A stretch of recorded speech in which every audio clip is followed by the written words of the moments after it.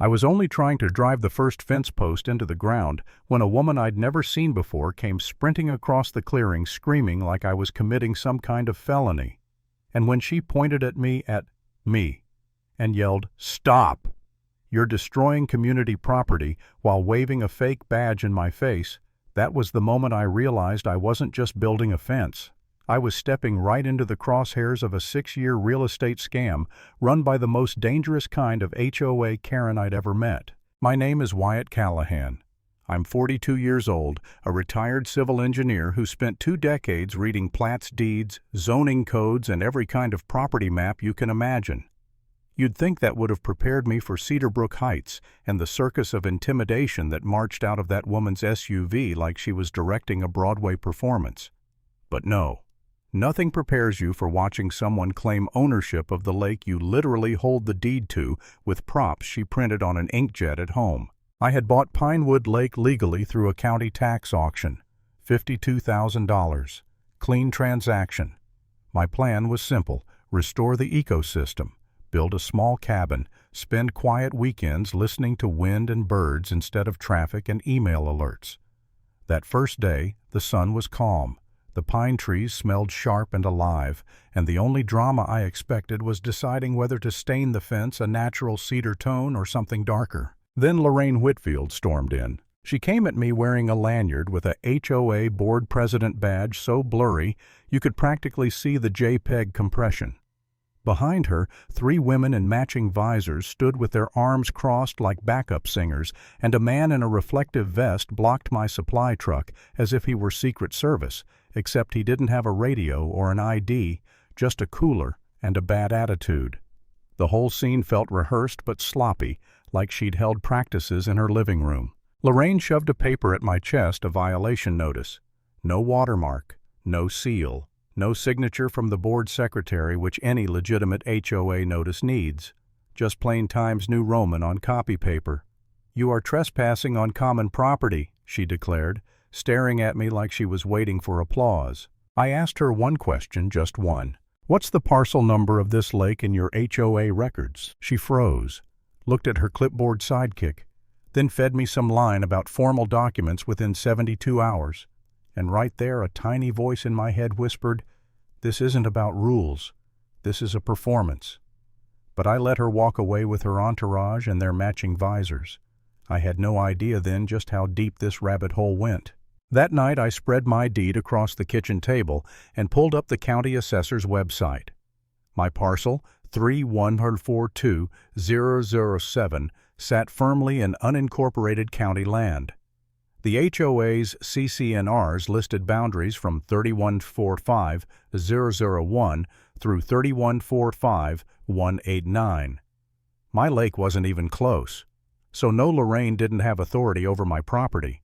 She didn't even have authority over her own badge. That should have been the end of it. A funny story to tell my contractor. But the next evening an email arrived. Polished tone legal citations, correct parcel number, with a request to pay a $750 fine through a mobile payment app. That was the moment my stomach dropped. Someone had done their homework.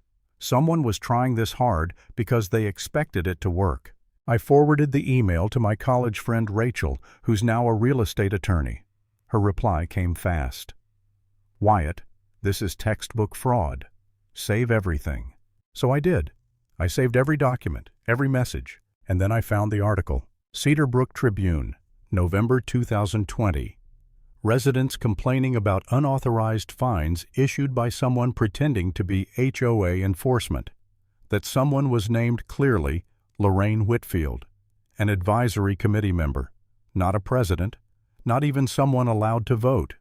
A woman with zero authority issuing threats she had no right to make. That's when the dread set in. If she had no authority, why was she so desperate to control my lake? 3 days later I went back to the lake, this time with certified documents, a recording camera on my chest, and a creeping certainty that Lorraine wouldn't let this go. And I was right. The white SUV returned like it had homing instincts. She arrived with an even larger entourage, 3 women in embroidered polos, one recording everything, one clutching a stack of papers like they were holy scriptures. The same security guard set up his folding chair again. Lorraine pressed a walkie-talkie to her mouth and said, "Security team confirm position." I almost laughed. Then she claimed the HOA had held an emergency meeting voted 5-1 to freeze all construction. Advisory members can't call meetings. They can't vote. They can't pretend to be presidents. So I asked her calmly to show me the signed minutes. She said they'd be available within 72 hours, like she was on autopilot. I called the official HOA office right there in front of her. No meeting, no vote, no security team. And most importantly, Lorraine was not the president. Her face cracked. Just a flicker, eyes wide, pupils tight, shoulders pulling backward. But then she doubled down. "You don't understand what you're dealing with," she said. "People who break community rules face consequences." And for the first time I felt the threat underneath the theatrics. This wasn't just about a lake. She wasn't trying to enforce rules, she was trying to break me. She left in a flurry of angry footsteps and shaky threats. But she wasn't the last visitor that day. An older man stepped from the tree line that afternoon. Malcolm Trent, former county clerk employee. He walked slow, like he carried the weight of something he'd been holding for years. He told me quietly, "You're not the first person she's targeted." Then he handed me a folded paper, 4 names. Each one a former resident. Each one someone Lorraine had pushed out through bogus violations. Each one someone who sold their home, every one of them bought by the same buyer. And that was when I realized this wasn't harassment. This was a system. She wasn't protecting property values, she was shopping for properties. When I called the first person on the list, Denise, she said something that punched me straight in the chest. "I've been waiting 3 years for someone to ask what happened to me." Her shed had been compliant, but Lorraine rallied neighbors against her anyway. She was isolated, humiliated, worn down. She sold because she couldn't breathe in that community anymore. Carl was crushed under paperwork. Joyce was targeted through social humiliation. Neil lost his job because letters were sent to his employer. Each story was worse than the one before. And when I finally hung up, I felt something I hadn't yet allowed myself to feel: doubt. Maybe I was taking on something too big. Maybe Lorraine was right that my life would get very uncomfortable. Maybe walking away was easier. I had the offer. $70,000 more than I paid. A profit for doing nothing. The rational part of me whispered, "Just take the deal." And for a moment, I almost listened. But then Denise called again, her voice steadier, braver. "You don't have to do this alone," she said. "We're ready to tell the truth, all of us." And just like that, the doubt cracked. With their stories and Rachel's legal expertise and Malcolm's documents, the whole puzzle started snapping together. A development company, Sunridge Partners, planning a luxury project. A memo naming Lorraine as the acquisition coordinator. Commission $288,000 if she delivered enough distressed properties.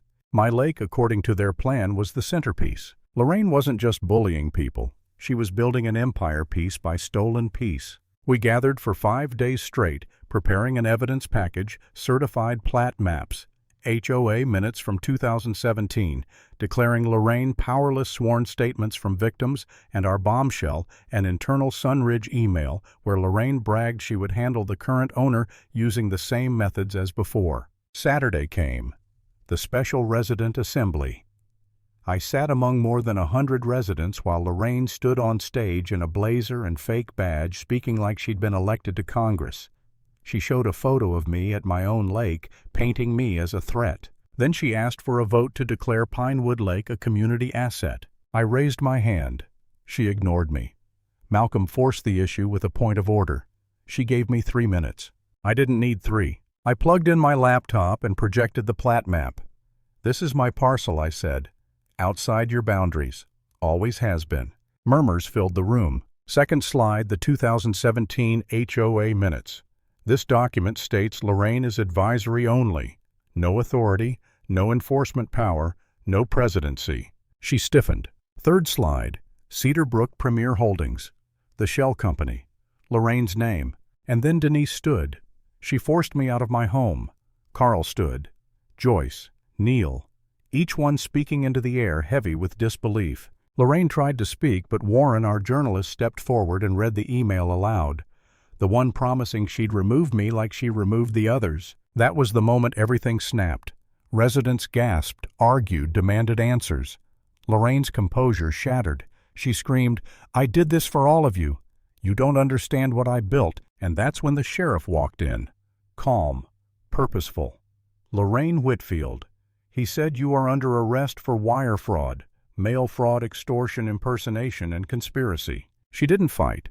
She just looked at me, this hollow, almost pleading look, like she couldn't understand how everything she'd built was finally collapsing. They led her out in handcuffs while the whole room watched in stunned silence. And that's where this story ends. Not with celebration, not with champagne or speeches, but with the simple truth finally dragging a predator into the light. Because sometimes justice doesn't start with a hero.